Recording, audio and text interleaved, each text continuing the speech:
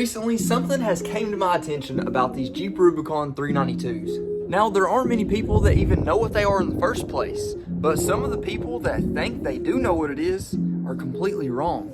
Today, I'm going to tell you the top 5 things that nobody else will tell you about their Jeep Rubicon 392.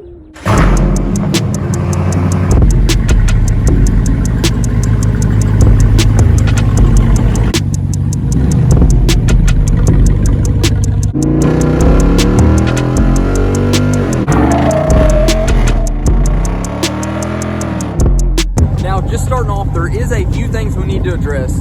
Of course, with the Rubicon 392, it comes with the 6.4 liter Hemi, the 392. So that all makes sense and most people can figure that out. Now, some of the things most people don't know that are fairly common with the traditional Rubicon are some of the basics. So whenever we're talking about the drivetrain, the standard Rubicon 392 comes with the 373 gear ratio. So instead of the typical 410 gear ratio, this comes with the 373 gear ratio, much like the eco diesel variations of the Rubicon. Whenever they have more torque, Jeep seems to put a higher gear ratio in it. Seems like maybe to beef up those teeth in the actual differential to make it a little bit more robust. So that makes sense, but that is one of the main things. Now, you can get the XR package. With the XR package, you're able to get the 456 gears from the factory, and it comes with a few extra accessories as well, but the 456 gears is the main thing it comes with.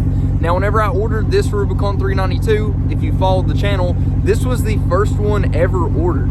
So they didn't even talk about the XR whenever I ordered this. It wasn't even a thought, it wasn't even a thing. But that is the first thing, is going to be the gear ratio. Now, another thing to deal with the drivetrain, something pretty basic that most people don't consider. With the typical Rubicon, you do get the 4-to-1 transfer case.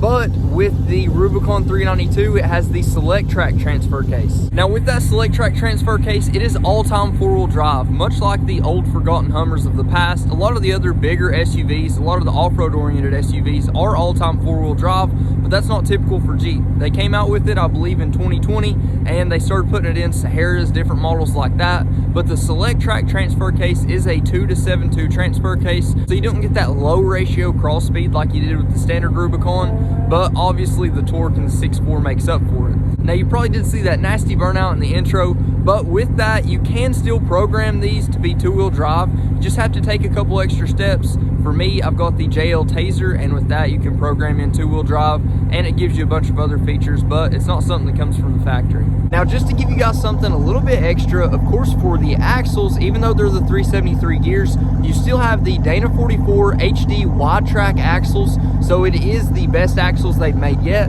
but there's something a little bit different with the 392s. If you look up front right here, you'll see right there connected into the actual hub assembly, that is a CV shaft. So yes, in the front, not in the rear, these Rubicon 392s have CV axle shafts in the front.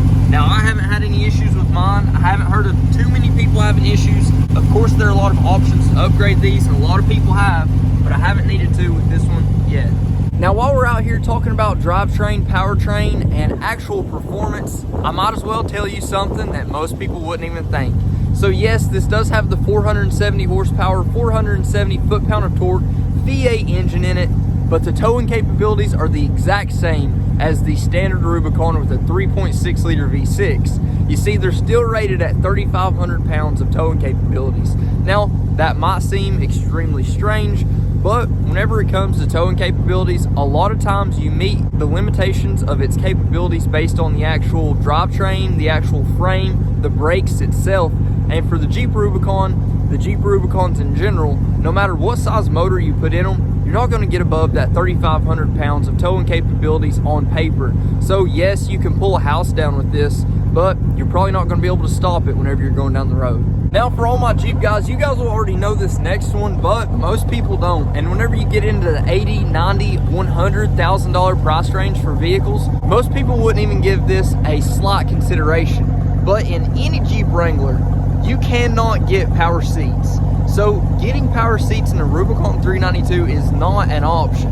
Not only that, no matter what seats you get, you cannot get cooled seats in the Jeep Wranglers. So you can pay as much as you want for it, but you're not going to get powered seats and you're not going to get cooled seats, which is really something that you just basically expect whenever you pay this much for a vehicle.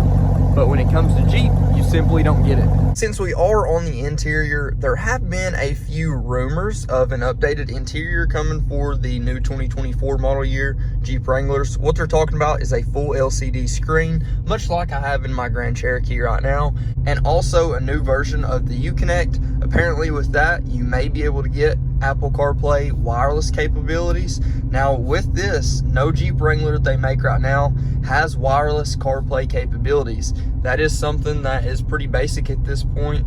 They don't have it. Now, of course, this one does have the adaptive cruise control, forward collision warning, blind spot monitors, park sensors, all that crazy stuff.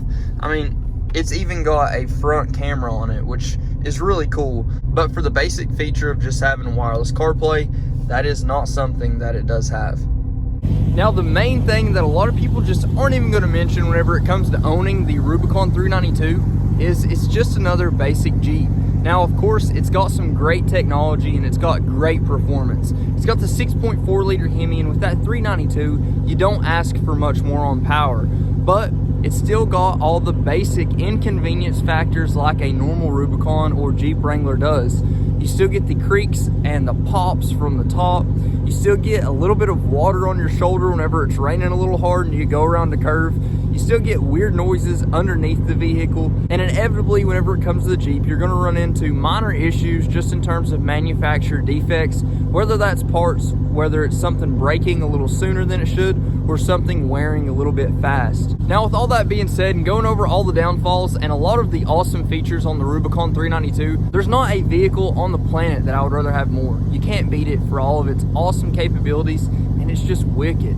Now, if you guys haven't already, please like, comment, subscribe. Let me know what you think. Let me know what you want to see next. But until next time, Godspeed. And one last thing I almost completely forgot.